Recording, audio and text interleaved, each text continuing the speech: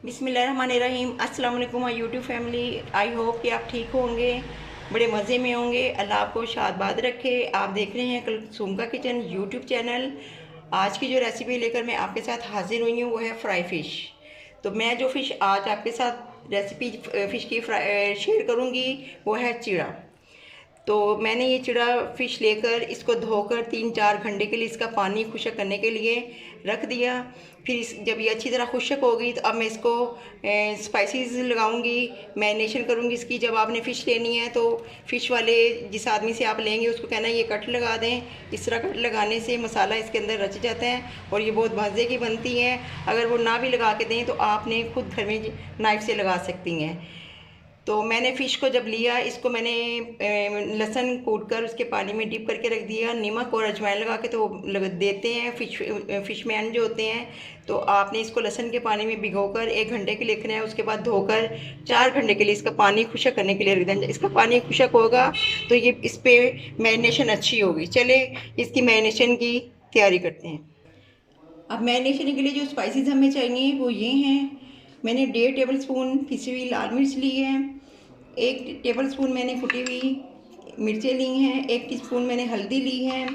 1 table spoon मैंने पिसा हुआ सूखा धनिया लिया है। और 1 टीस्पून मैंने चाट मसाला लिया है। 1 टीस्पून मैंने अजवाइन ली है। और हाफ़ टेबल स्पून मैंने नमक का लिया। नमक हमने मछली को भी लगाया होता है तो उसमें भी होता है, इसलिए मैंने नमक हाफ़ टेबल स्पून लिया। आप हस्बे ज़रूरत हस्बे ज़ायक़ा ले सकती हैं। और मैंने 1 टेबल स्पून पिसा हुआ ज़ीरा लिया है। और हाफ़ टेबल स्पून मैंने गरम मसाले का लिया है। अब इसके अलावा हमें जो हरे मसालों में चाहिए, मैंने 5 से 6 अदद हरी मिर्चें पीस के ले ली हैं, जो कि 1.5 टेबल स्पून बनी है पीस के। 2 टेबल स्पून मैंने लहसुन पीस लिया है। और 4 टेबल स्पून मैंने लेमन रस लिया है, नींबू का रस निकाल के रखा है। और 4 टेबल स्पून हमें इसमें मैरिनेशन के लिए बेसन चाहिए। चलिए मैरिनेशन की तैयारी करते हैं। अब मैरिनेशन के लिए मैंने एक बोल लिया है। इसमें सबसे पहले मैं लहसुन का पेस्ट डालूंगी। उसके बाद मैंने ये हरी मिर्चें जो पिसी हुई हैं ये डालूंगी। और सारे स्पाइसेस मैं इसमें ऐड कर दूंगी।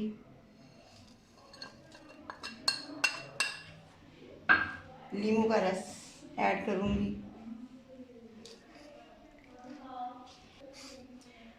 और 4 टेबल स्पून मैं इसमें बेसन के ऐड करूंगी। इससे बाइंडिंग अच्छी होती है और फ़िश हमारी क्रिस्पी भी बनती है।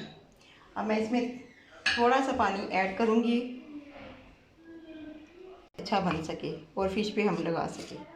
मैंने अब 2 टेबल स्पून पानी के इसमें ऐड किए हैं। अगर मुझे और ज़रूरत होगी तो और भी डालूंगी मैं। अब मैंने 2 टेबल स्पून पानी के इसमें और ऐड किए हैं। आजकल सर्दी हैं तो सर्दियों की ये सौगात है फ़िश, तो मैंने कहा क्यों ना मैं आप लोगों से शेयर करूं। मेरी फ्राई की हुई फ़िश पूरी यानी कि मेरी फैमिली में पसंद की जाती है। जो मैं मसाला होममेड मसाला बनाती हूँ उसे फ़िश बहुत मज़े की बनती है फ्राई। तो मैंने कहा चलो आप लोगों से भी मैं रेसिपी शेयर करूं। आप मेरी रेसिपी को इसी तरह फॉलो करके बनाएंगी तो बहुत मज़े की बनेगी। ये बाज़ार के मसाले को भी पीछे छोड़ देगी। तो जिस तरह मैं बना रही हूँ स्टेप बाय स्टेप आपने इसी तरह ही करना है। हमें तो जो मसाला है थोड़ा सा थिक ही चाहिए। 1 टेबल स्पून मैं इसमें पानी का और डालूँगी। इस तरह हमारे ये 5 टेबल स्पून पानी के इसमें ऐड कर लिए और 4 टेबल स्पून हमारे नींबू का रस था। अब ये हमारी मैरिनेशन तैयार हो गई है। मैं फ़िश को एक एक करके उस पर मसाला लगाऊंगी। आप मेरी रेसिपी को फॉलो करते जाएं। अब मैं इसी बोल में फ़िश को रख के मसाला लगाऊंगी। आपने हाथों को अच्छी तरह धो लेना है और फिर मसाला लगाना है। जितना अच्छा हाथों से मसाला लगता है चम्मच वगैरह से नहीं लगेगा। हमें जिस तरह मसाला लगाना है ताकि फ़िश हमारी बहुत अच्छी फ्राई हो। ये जो कट्स लगाए हैं इसके अंदर आपने मसाला ऐसे भरना है। मैंने पूरी फ़िश रखवाई है, अगर आप चाहें तो इसको हाफ़ पीस कर सकते हैं। और ये इसमें ज़्यादा कांटे नहीं होते, ये बहुत मज़े की बनती है। आप यही फ़िश लेके फ्राई करें तो यकीन मानिए बहुत मज़े की और क्रिस्पी और स्पाइसी बनेगी, जूसी भी बनेगी। इसी तरह मैं एक पीस को और आपको मसाला लगा के दिखाऊंगी। ये देखिए, ये कट्स के अंदर हमने इस तरह पहले मसाला लगाना है और मैरिनेशन करके तकरीबन अगर आप ओवरनाइट रखेंगी तो बहुत मज़े की बनेगी। अगर आपको उससे जल्दी है तो आप 6 घंटे के लिए तो कम से कम इसको मसाला लगा के रखें, तो इसमें मसाला अच्छी तरह रच जाता है 6 घंटे के अंदर। तो फिर आप जब इसको फ्राई करेंगी तो मसाला उतरेगा नहीं, इसके साथ ही चिपका रहेगा और ये बहुत मज़े की बनेगी, एक लेयर सी ऊपर बन जाएगी।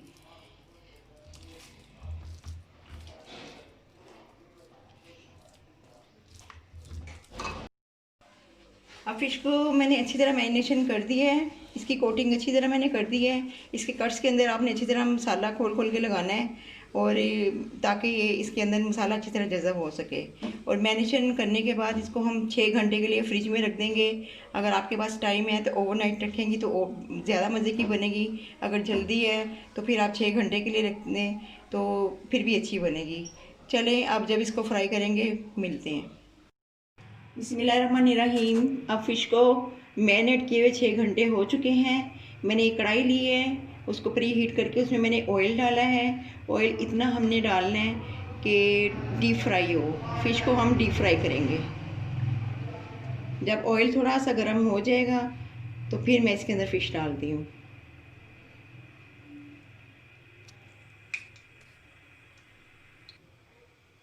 अब मैं थोड़ा सा मसाला डाल के देखती हूँ कि ऑयल हमारा गर्म हुआ है।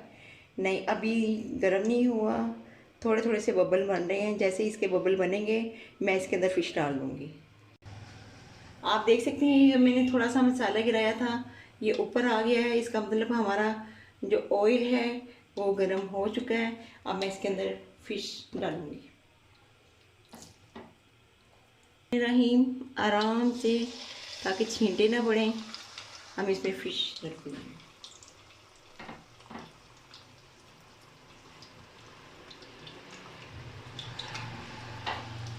मैं इसके अंदर 2 फ़िश के पीस ऐड करूँगी